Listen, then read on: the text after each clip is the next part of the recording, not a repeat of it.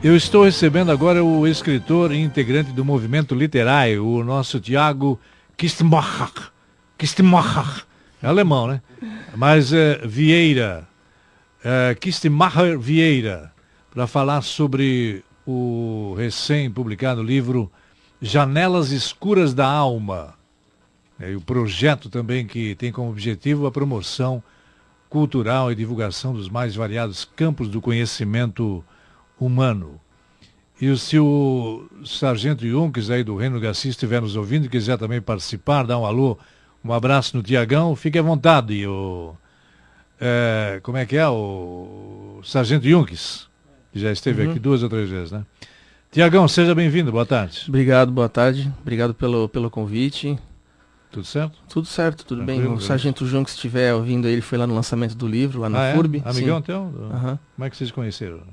Da época a gente mora no mesmo bairro, na época da escola, amigos em comum. E pegou, né, cara? Esse anos. negócio do Reino do Garcia e tal, né? Pegou muito bem. Cara, o Reino do Garcia, não sei como é que... o Reino da Velha, o Reino da Escola Agrícola. Não, mas o Reino do Garcia ficou, né? Interessante. Inclusive, ele me colocou como ministro do cinema. Fosse nomeado ministro do cinema. Sim. Que, rapaz? Não, mas não tá certo isso, cara. Devia ser ministro da cultura. Mas é por causa dos vídeos do Sargento. Tem isso. Que então. alguns deles sou eu que faço, então ele falou, olha, vou te nomear o ministro do cinema. É uma figura, né? É uma figura. Legal. Muito bem, cara. Como é que se pronuncia, então? Kistemacher. Kistemacher. Macher. Isso. Você já é escritor há quanto tempo? Olha, eu escrevia geralmente artigos que envolviam mais questões políticas, mas assim, ficção não faz muito tempo, deve fazer uns 3 anos. 2 anos que eu comecei a escrever assim só por escrever mesmo, mas na verdade tinha um concurso de literatura na FURB, que eu lembro que foi que me motivou a escrever o primeiro conto. E inclusive é o primeiro que está aqui no livro. Então, a partir daquele momento eu comecei a escrever e comecei a perceber que tenho vários contos aqui, eu acho que eu posso criar um livro de contos, né? Tanto que tem 15 aqui. Uhum. Então, já escrevi sobre outros assuntos, inclusive, mas também tem o lado acadêmico, né? Mas a ficção, assim, deve fazer uns 3 anos no máximo. Esse livro teu aí, é o primeiro? Isso. Versa sobre o quê?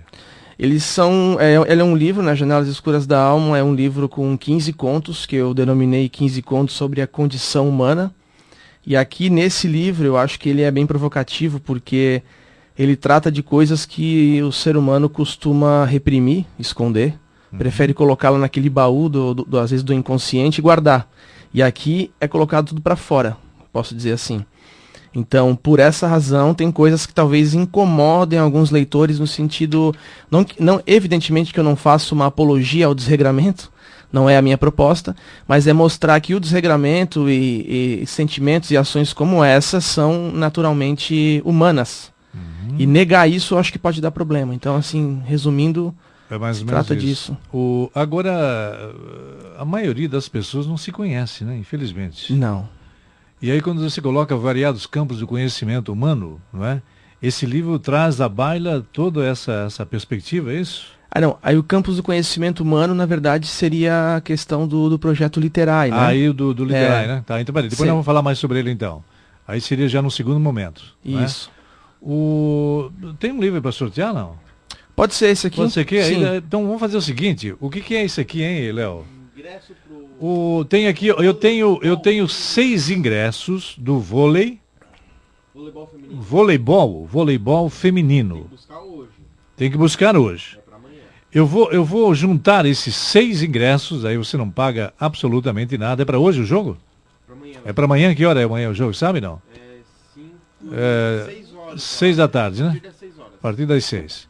E aí, junto com esses ingressos, o nosso Tiago, então, disponibiliza aqui o livro intitulado As Janelas Escuras da Alma, 15 contos sobre a condição humana. Então, quem ligar agora, ou a primeira ligação, a primeira mensagem, aí você vai fazer uma dedicatória aqui da pessoa que ganhar e tal. Sim, posso fazer, claro. Né? Uhum. E aí você ganha, então, esse livro, né? O primeiro, né? É o primeiro trabalho, é isso? Sim. É publicado, sim. Em forma de livro, sim. Em forma de livro, sim. Mas aí, não, mas tem também... Não, é em forma de livro, sim, né? Aí é o primeiro. E aí, esses 6 ingressos para o jogo do voleibol feminino, tá bom? Para amanhã. Vê se pintou aqui já a ligação aqui, a mensagem, Léo. Né? Aí a pessoa tá. Então tá, já vibrou, né? Já vibrou na boa. Muito bem. E esse título, A Janela, o nome é bonito, né, cara?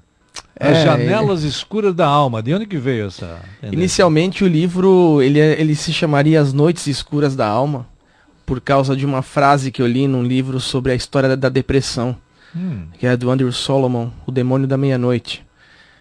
Do meio-dia, desculpa. E quando eu fui procurar sobre as Noites Escuras da Alma, já existe um livro de um teólogo medieval, então eu pensei em não colocar o mesmo título, né? Aí eu pensei na questão da própria janelas escuras da alma, que são exatamente aquelas que você abre e às vezes você só vê escuridão. É por isso que você prefere deixar fechado. Janelas não tinha esse nome, né? Não. Não tinha, né? Não. Eu acho legal, mesmo isso é burrice. Não pode copiar, tem que fazer algo não, novo sempre. Não. Embora não tenha problema com relação a direitos, mas eu preferi de fato sempre criar novo. O meu. Claro, é isso aí. Tem que buscar uma identidade própria, né? Sim. É isso, né? E aí ficou Janelas Escuras da Alma, né? São 15 contos, por que exatamente 15?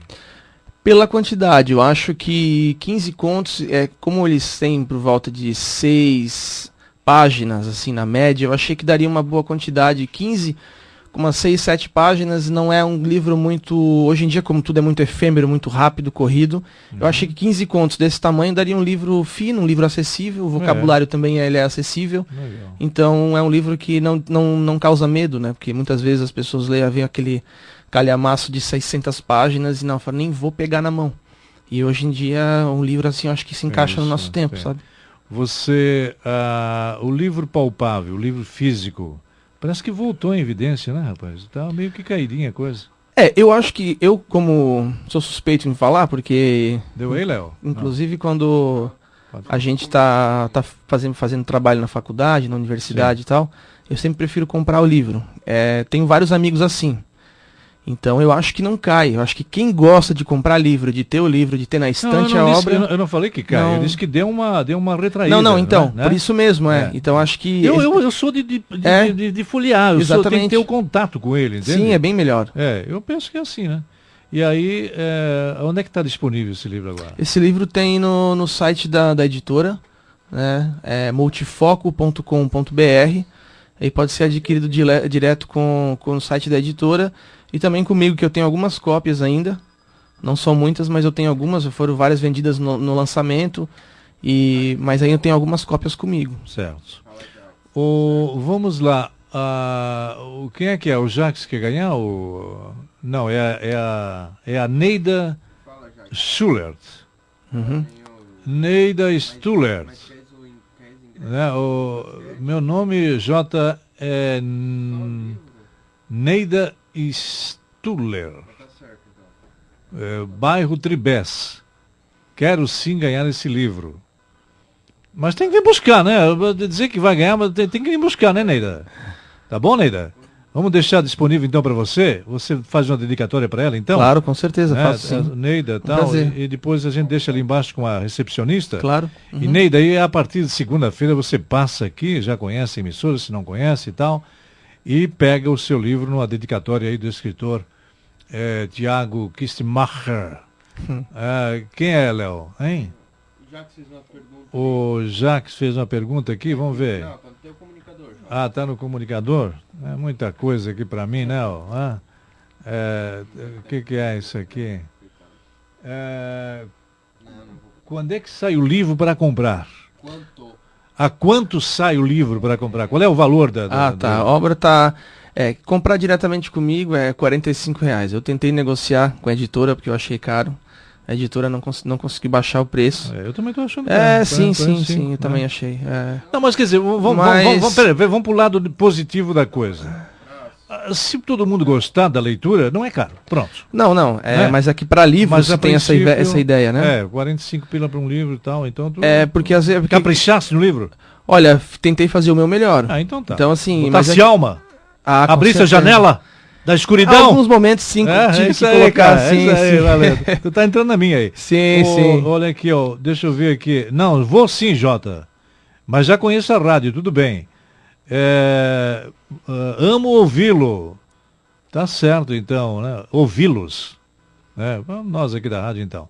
E ela vai passar aqui, então pode fazer a dedicatória para Neida. Faço. Neida Stullert. Precisamos dar um break de comercial. Você demora muito tempo para fazer esse livro, hein, Tiagão? Eu demorei... É que na verdade... Eu digo do começo ao fim, de edição, então, tal, impresso tal. Então, se pegar só a parte, só a parte da escrita, eu não calculei. Porque eu escrevi um conto, escrevi outro e outro. Daqui a pouco eu olhei e falei, cara, eu tenho uns 60 contos em casa, né? Contando com esses aqui. Aí falei, eu vou fazer um livro. Aí o nome é Janelas Escuras da Alma, é o nome de um dos contos. Né, que tá aqui. Eu vi ali já, vi ali no meio do... Isso, Mas a edição depois não demora alguns meses, assim, uns no 4, total. 5... é que eu não posso contar nos contos, sabe? Porque os contos eu escrevi sem pensar no livro. Não, eu sei, eu digo, mas até chegar no livro propriamente dito. Um ano. Um ano. Porque o tempo... o trâmite com a editora levou 5 meses, um semestre, assim. Quem que fez isso aí pra ti lá? A Multifoco do Rio de Janeiro. Multifoco do Rio de Janeiro. Isso. Mas poderia ser um pouquinho mais barato, mas deixa pra lá.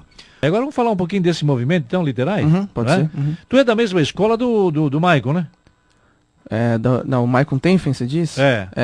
Minha universidade? Isso. Não, eu tô estudando lá na UFSC, em Florianópolis agora, mas eu sou formado pela FURB em História. Pela FURB em História? Sim. E você tá fazendo o que lá, pós? Isso, mestrado em Filosofia. Mestrado em Filosofia.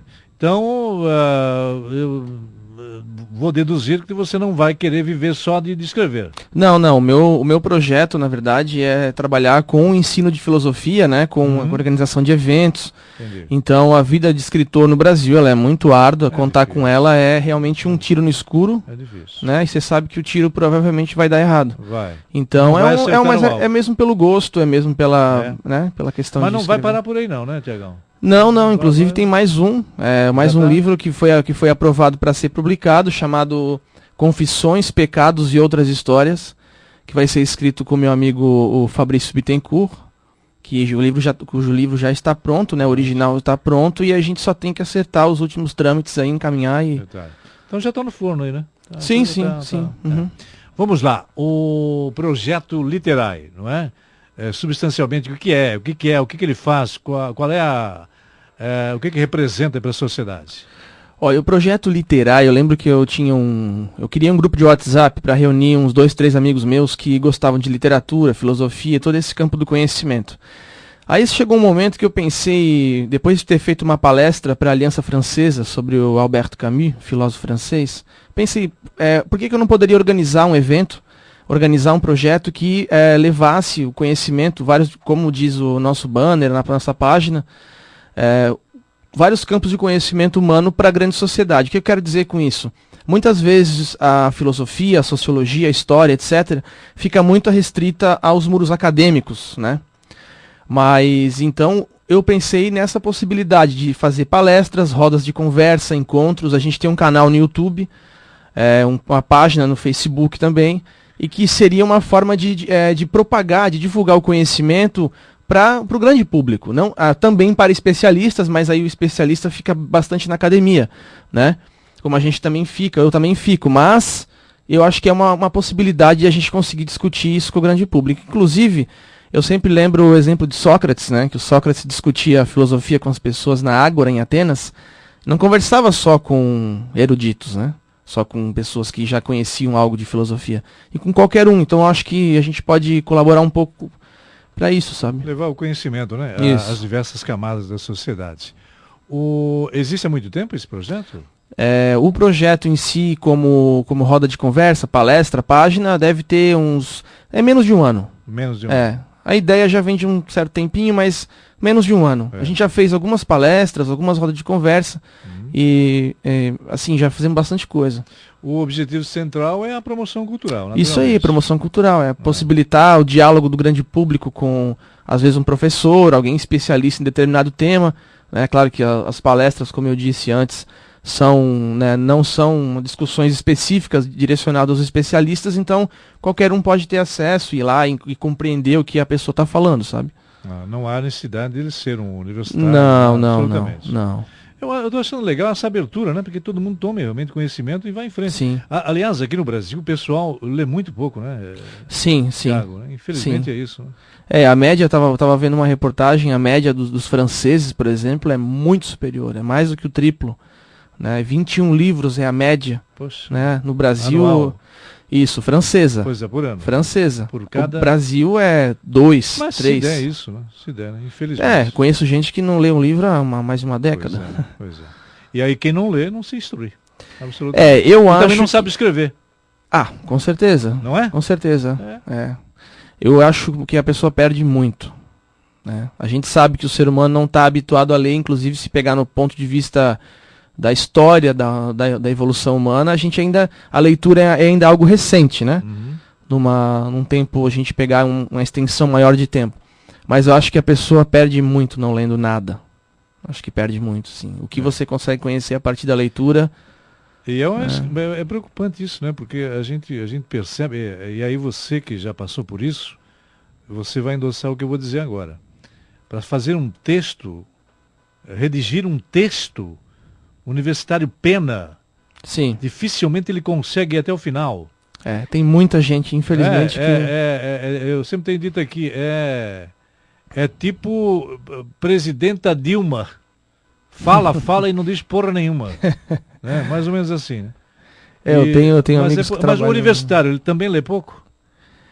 Eu acho que se a gente comparar com os grandes pensadores ou a grande tradição aí da modernidade, eu acho que a gente lê pouco ainda, todo mundo, mas os cursos universitários sérios, eles ainda, você percebe quando a gente está falando do pessoal universitário.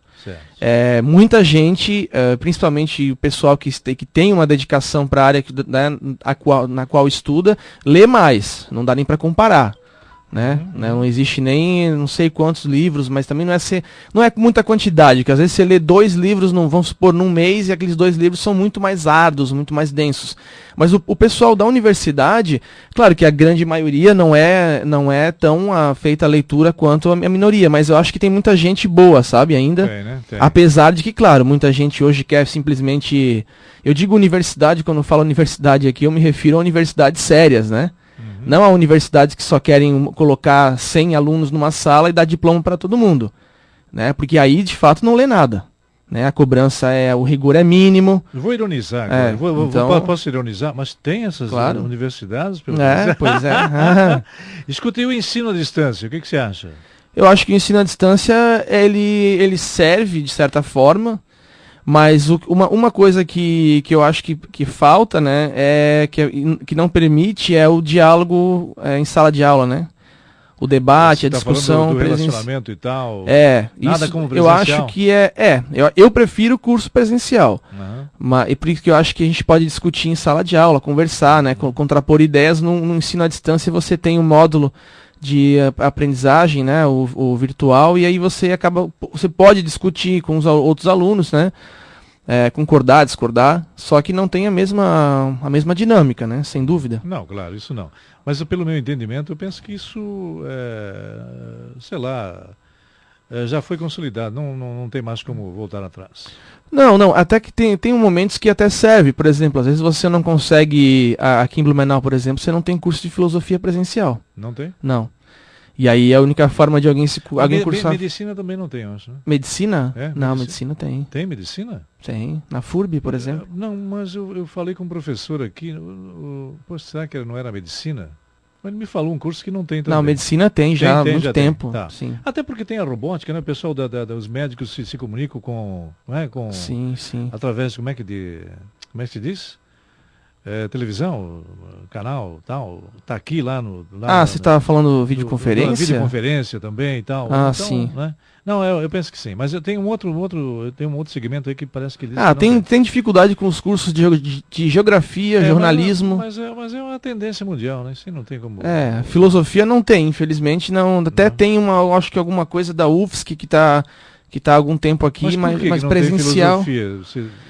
Olha, conversando com professores meus de filosofia, tem umas questões de demanda, né? Mas eu acho que se o curso de História tem demanda... Pois é. Eu sou formado em História pela FURB, né? A gente tinha... sempre tem gente entrando, eu acho que na filosofia não seria diferente, tá? Mas aí eu não sei, aí são questões burocráticas, né, da universidade, né, que eu não conheço, não posso dizer. Recursos para se ministrar um curso desse não faltaria, né?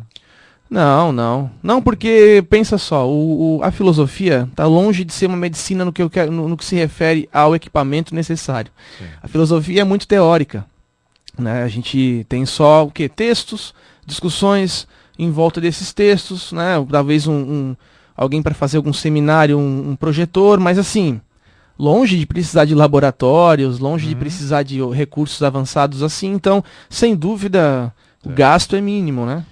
Bom, vamos voltar aqui para o Literai. É um movimento já consolidado? Falta algo ainda para se manter sempre na ativa? Como é que está? Olha, a gente, na verdade, tem pouco tempo e nesse pouco tempo a gente já fez muita coisa. A gente já ministrei, o Guilherme e eu, né, um amigo meu, a gente fez 2 falas para o CIE, né, que é o Centro de Integração Empresa e Escola. E também a gente tem o espaço da editora da FURB, para realizar esses eventos. A gente tem bastante contato e bastante gente disposta a fazer as falas, a proferir as palestras. Então a gente sempre, claro, tem que crescer. O nosso canal do YouTube ainda é pequeno, é muito recente, né? Então o que a gente está verificando agora é a possibilidade de apoios. Né? Se alguém quiser apoiar o Literai de qualquer maneira, a gente está aberto à discussão, ao diálogo. Seria muito interessante porque eu acho que é uma alternativa que vem preencher, um projeto que vem preencher um nicho que não tem na região. Ainda não tem. Não. Então acredito dá que... Dá para explorar bastante. Então. Dá. Você falou no YouTube, né? Realmente é um canal para prospectar, para suscitar o interesse, sem dúvida. Né? Ainda mais que a gente trabalha com a questão cultural, da leitura, né? Não é uma coisa rápida, colorida, que é... Nosso tempo está já no finalzinho. O que você fala sobre a Lei Rouanet? Olha, a Lei Rouanet, eu acho que assim, ó, se ela for apoiar quem de fato precisa de apoio... Aí é que tá o problema. Então, eu acho que... é só para artista conhecido, o cara que já tem não, aí que tá o problema. O problema da lei é esse, né?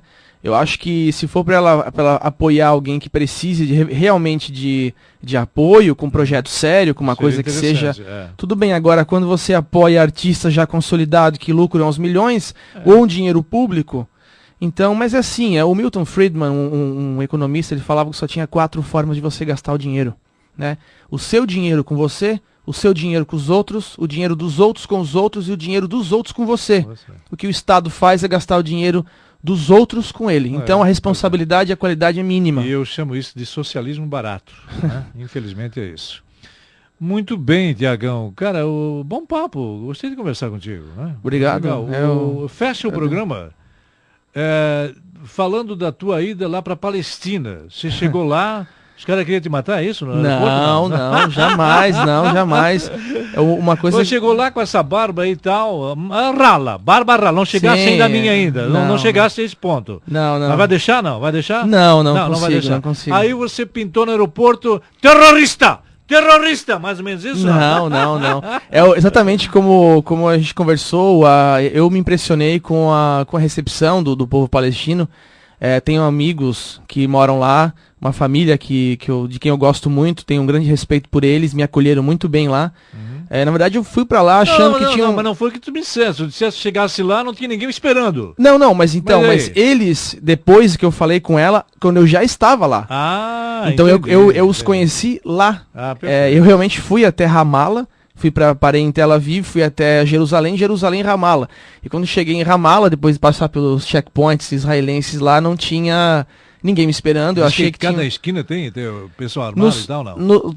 Nas partes que fazem as fronteiras entre o território palestino e israelense, tem os checkpoints pelos quais os palestinos têm que passar, inclusive os turistas como eu, no caso. É uma briga permanente, né, cara? Eu acho que não tem muita solução lá, eu acho que talvez eles tinham que apostar lá no mercado e pensar, vamos ganhar dinheiro junto. O problema é que tem outras questões, né? Tem tanto o lado palestino que tem alguns radicais e o lado israelense tem alguns radicais, não é a maioria do povo. O povo palestino, por exemplo, às vezes é muito visto como um pessoal terrorista, não.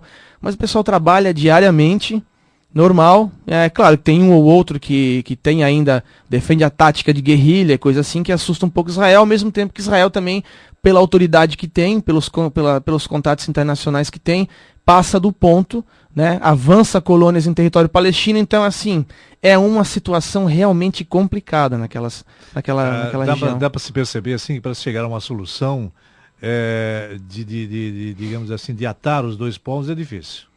É difícil, porque além de toda essa confusão que tem e os planos futuros que poderiam ter, ainda tem um ressentimento, ainda tem lembranças, rancores armazenados. Resquícios de antigamente. Então aí tem muita religiosidade, coisa e tal. Né? Também, né? É o berço das religiões monoteístas, né? Do judaísmo, do cristianismo e do islamismo. Mas fora isso, o pessoal receptivo, numa boa, tranquilo? Sim, grandes pessoas. Não tive problema com ninguém lá. Não tive, por ser turista, não... Uhum. A segurança de Israel, de fato, ela é um pouco mais... Ela te vê um homem sozinho. Os caras... fiquei conversando com um soldado israelense lá, eu fui pra Jordânia, quando eu voltei pra entrar em Israel. Tu fosse pra quê? Tu fosse pra fazer algum estudo? Porque eu estudava exatamente a situação geopolítica da região, e aí eu pensei, eu vou pra lá uma hora dessa e vou ver o que é, como é que funciona. É bom, até pra sentir como o clima e coisa. Sim. Não, é uma região muito bonita e lamentavelmente é uma região tão bela e tão cheia de conflitos. Né? Ficasse muito tempo lá, não? Fiquei um mês. Um mês. Já deu pra sentir como é que é? Deu. É atrito toda hora. As fronteiras são tensas. Atrito, tem alguns protestos palestinos que vão na direção das autoridades israelenses. Tem assim uma certa disputa, mais como se fosse esses protestos que a gente vê de rua, sabe? Mas sei lá, bala sibilando à noite, tal... Não é um clima de permanente guerra como na Síria. Não, na Síria, na fronteira da Síria, eu lembro que eu estava lá e passavam os caças israelenses fazendo a ronda. Realmente estava tenso já naquela época. Porque é tudo pertinho, né? Sim. Dava pra ver a Jordânia do outro lado. É mesmo, né? Sim, lá no Mar Morto, né? Sim. Dá pra ver no outro lado. Agora, a Síria é um país devastado, né? Sim, o Estado Islâmico, o Estado Islâmico e as forças do Bashar al-Assad. Porque ali ali é um império, né? Familiar. O Bashar al-Assad já vem com o avô, depois com o pai e tal. Sim. E não sai da cadeirinha do rei, não tem jeito, né? Vai ser complicado, hein? Tem o Estado Islâmico, né? Também é isso. O Estado Islâmico é o que há de mais radical no momento. Você não viveria lá? Não gostaria de viver na lá? Síria, não. Em Israel, dentro dos territórios israelenses, na verdade, ele é um país muito ocidental, né? A cultura palestina difere muito da gente por causa da questão religiosa, né? Então a gente talvez não se acostumaria tão facilmente não sendo muçulmano. Mas nos territórios israelenses, Tel Aviv e demais cidades israelenses, você é como se fosse um país europeu dentro do Oriente Médio. Mas as burcas predominam ainda? As mulheres tampando o rosto e tal? Não é mais. Não, em Israel, as palestinas, as árabes, as mulheres árabes que vão para lá, elas podem usar, mas lá não é obrigatório. Mas, por exemplo, nos territórios palestinos, pelo menos é muito fortemente recomendado o uso do hijab. Do hijab. Que é aquele véu que cobre o rosto, mas não todo... Ele cobre os cabelos, desculpa, mas não todo o rosto. Certo. Né? Em alguns momentos tem pessoas que usam o niqab, que é aquele que só aparece os olhos. Né? Mas não é obrigatório. Doutor, já pensou eu de burca? O doutor Rodrigo aparecendo aqui, eu ia ficar lindo de burca. Lá andando, perambulando lá por... Não, é bem diferente. Eu lembro que eu estava numa rodoviária em Amman, capital da Jordânia. Era um dia de calor. E eu olhei para o lado, eu vi uma mulher muçulmana toda de preto, né? Luva, bota, totalmente preta. E aí o niqab... Só os olhos de fora. Então, e os olhos, sobre os olhos tinha uma rede fininha. Uma rede. Então ela estava totalmente coberta. Sim. Então realmente é uma coisa diferente. Mas essa mulher tão bem também, né? Olha, tá bom. Aí é uma questão que... Tiagão, obrigado aí pela presença, a oportunidade. Cara, né? Bom papo, legal. Obrigado. Vai em frente, já tá no forno também o segundo livro. Sim, né? sim. A hora que pintar, deve sair esse ano. Conversar então sobre isso aí também. Tá bom, obrigado. Valeu. Agradeço, boa tarde a todos aí.